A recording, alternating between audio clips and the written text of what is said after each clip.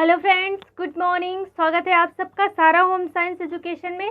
आज का जो हमारा टॉपिक है ये है एक्सटेंशन एजुकेशन का टाइप ऑफ मैरिज को हम देखेंगे। कल हमने क्या देखा था? टाइप ऑफ मैरिज को देखा था। आज हम देखेंगे टाइप ऑफ फैमिली, परिवार के प्रकार को हम देखेंगे। और मैंने आप लोगों से एक क्वेश्चन पूछा हुआ था, उसमें मैंने पूछा था आप लोगों से कि मिताक्षरा परिवार क्या होता है। मिताक्षरा परिवार क्या होता है, मैं इसके बारे में आप लोगों से पूछी थी। तो इस क्वेश्चन का आंसर आज आपको मिल जाएगा यहाँ पे। आज का जो हमारा टॉपिक है वो क्या है, तो हम बताएंगे एक्सटेंशन एजुकेशन का टाइप ऑफ फैमिली है। अभी जो हमारा सेशन चल रहा है वो क्या चल रहा है, तो आपको डेली एक्सटेंशन एजुकेशन का एक टॉपिक मिल रहा है और उसके साथ ही आपको टेस्ट सीरीज भी मिल रही है। तो ये स्टार्ट है हमारा, ये चल रहा है सेशन अभी। तो स्टार्ट करते हैं। आज का जो भी टॉपिक है हमारा टाइप ऑफ फैमिली के बारे में पढ़ना। पहले ये बात कर लेते हैं कि हमें क्या देखना है आज टाइप ऑफ फैमिली में, हमें क्या देखना है। पहला क्या है, पहला हमें देखना है संयुक्त परिवार। संयुक्त परिवार तो सबको पता होगा, यहाँ पे कोई ये कोई कोई भी प्रॉब्लम नहीं होगी आपको ये बताने में कि संयुक्त परिवार क्या होता है। फिर भी हम इसको जानेंगे क्योंकि ये फैमिली के टाइप को हम पढ़ लें तो जितने टाइप की फैमिली आ रही है यहाँ पे हम इसको डिस्कस करेंगे। पहला क्या देखना है हमें, संयुक्त परिवार। दूसरा है एकल परिवार को देखना है। तीसरा है पितृ सत्तात्मक परिवार। और पितृ सत्तात्मक परिवार के और कई नेम हैं, कई सारे नेम है, उस नेम पर भी हम डिस्कस करेंगे क्योंकि एग्जाम टाइम में नेम से हम कंफ्यूज हो जाते हैं। नेम हमें पता नहीं रहते, जो अदर नेम रखते हैं या बन गए हैं, तो उस नेम को भी डिस्कस करेंगे कि इस जो पितृ सत्तात्मक परिवार है इसको और किस नाम से जानते हैं। अगला क्या है, मातृ सत्तात्मक परिवार। अगला है मिताक्षरा परिवार क्या होता है, मिताक्षरा परिवार के बारे में देखेंगे। अगला है दायभाग परिवार क्या होता है। फिर है एकल विवाह क्या होता है, एकल विवाह परिवार क्या होता है। अभी कल हमने हमारी जो डिस्कस हुई थी वो किस पर हुई थी, टाइप ऑफ मैरिज के बारे में हुई थी। तो वहाँ पे आप लोगों को उनको मिला होगा एकल विवाह क्या होता है, उसी के आधार पर बना है एकल विवाह परिवार। इसके बारे में डिस्कस करेंगे। अगला पॉइंट है बहु विवाह क्या होता है। फिर देखना है हमें यौगिक विवाह। उसके बाद दाम्पत्यिक परिवार क्या होता है, दाम्पत्यिक परिवार। यौगिक परिवार देखेंगे, दाम्पत्यिक परिवार देखेंगे, फिर हम देखेंगे द्विस्थानीय परिवार। तो आज का जो हमारा सेशन है पूरा डिपेंड है इतने पॉइंट पर। ये सारे पॉइंट को आज हम डिस्कस करेंगे। तो देरी ना करते हुए स्टार्ट करते हैं फटाक से अपने क्लास को हम। पहले हमें देखना है संयुक्त परिवार क्या होता है। संयुक्त परिवार के बारे में डिस्कस करना है।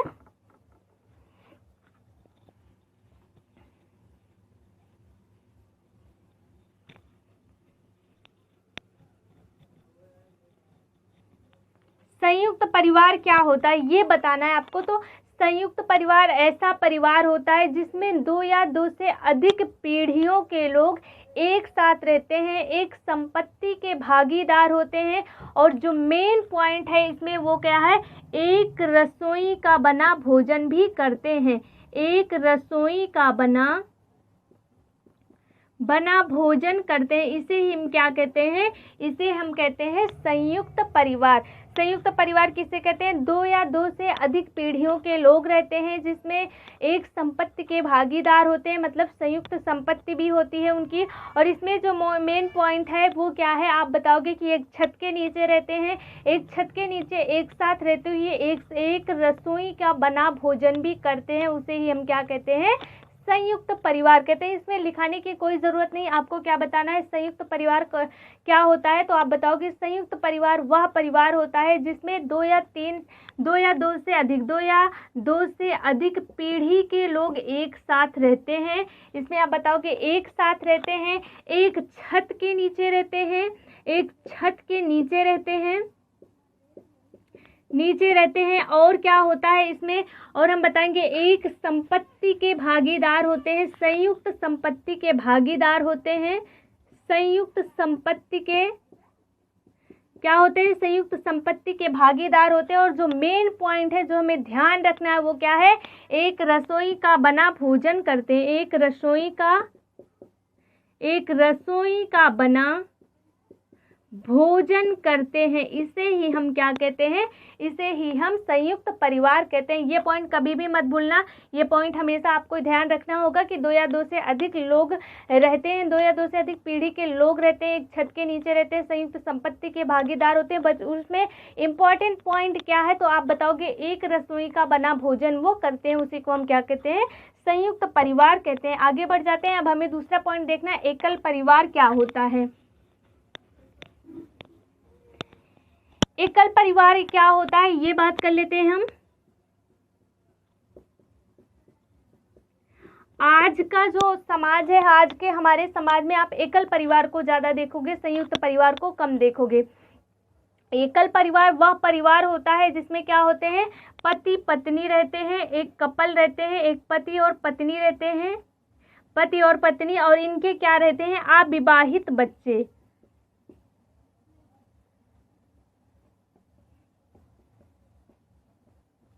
अविवाहित बच्चे रहते हैं, इसी को हम क्या कहते हैं, एकल परिवार कहते हैं। मतलब एक लड़के और लड़की की जब शादी होती है, सिर्फ उन्हीं का परिवार, लड़का और लड़की मतलब पति और पत्नी हो गए, और इनके जो बच्चे हैं, और बच्चे कैसे हों, अविवाहित बच्चे हों जो एक साथ रहते हैं, उसी को हम क्या कहते हैं, एकल परिवार कहते हैं। आज का जो समाज है, इसमें आपको ज़्यादातर जो फैमिली है वो क्या होती है, एकल होती है। चाहे वो किसी भी रीजन से हो सके, चाहे वो उनके व्यवसाय की वजह से हो सके, या फिर एजुकेशन की वजह से हो सके, किसी भी पॉइंट की वजह से हो सके, तो जो है आपको इसी टाइप की फैमिली ज़्यादा देखने को मिलती है।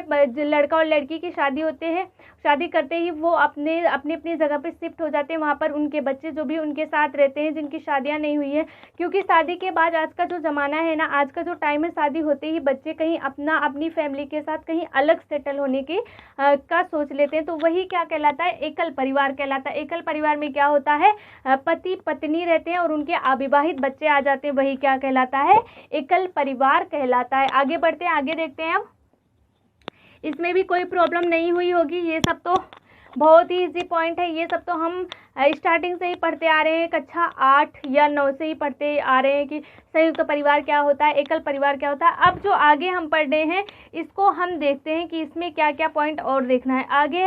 आगे है पितृ सत्तात्मक परिवार। तीसरा पॉइंट क्या है, पितृ सत्तात्मक परिवार।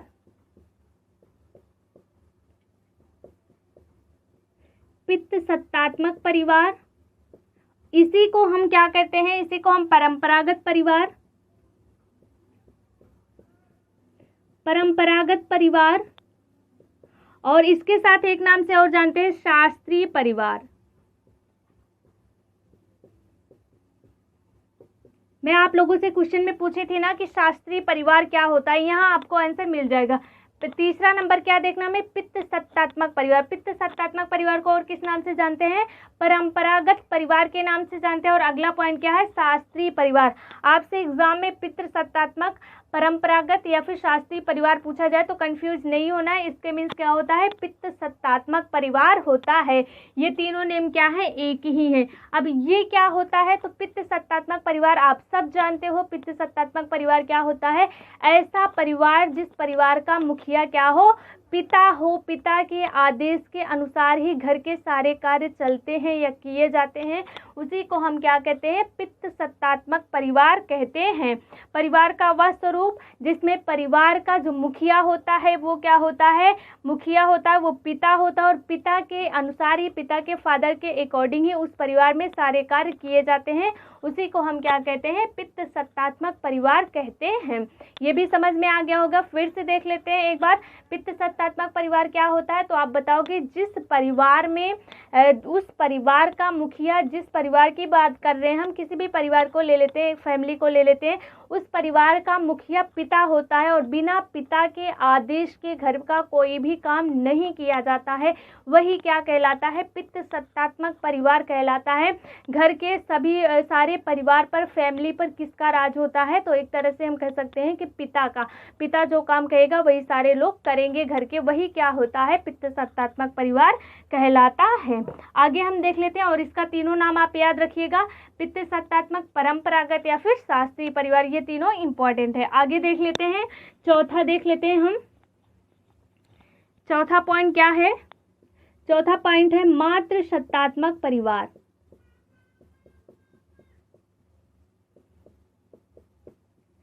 मातृ सत्तात्मक परिवार, इसे क्या कहते हैं? आधुनिक परिवार भी कहते हैं, ये भी ध्यान रखिएगा।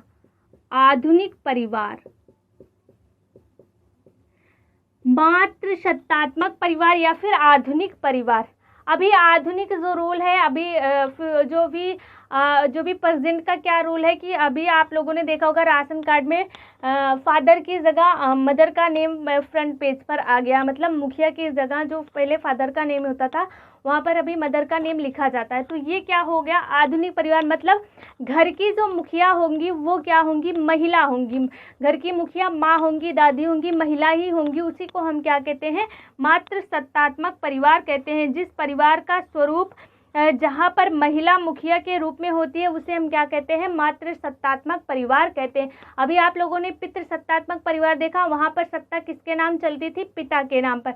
लेकिन अब जो आधुनिक परिवार मातृ सत्तात्मक परिवार है, यहाँ पर घर के लोगों पर, या हम कह सकते हैं जो घर का मुखिया होता है वो कौन होती है? माँ होती है, दादी होती है, मतलब जो घर की मुखिया होती है वो महिलाएं होती हैं। तो ये परिवार क्या कहलाता है? ये परिवार मातृ सत्तात्मक परिवार कहलाता है या आधुनिक परिवार कहलाता है।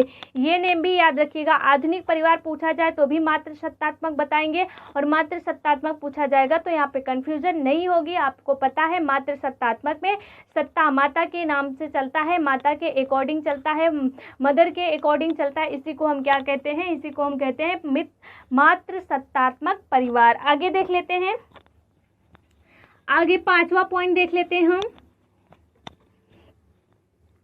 5वां पॉइंट है मिताक्षरा परिवार।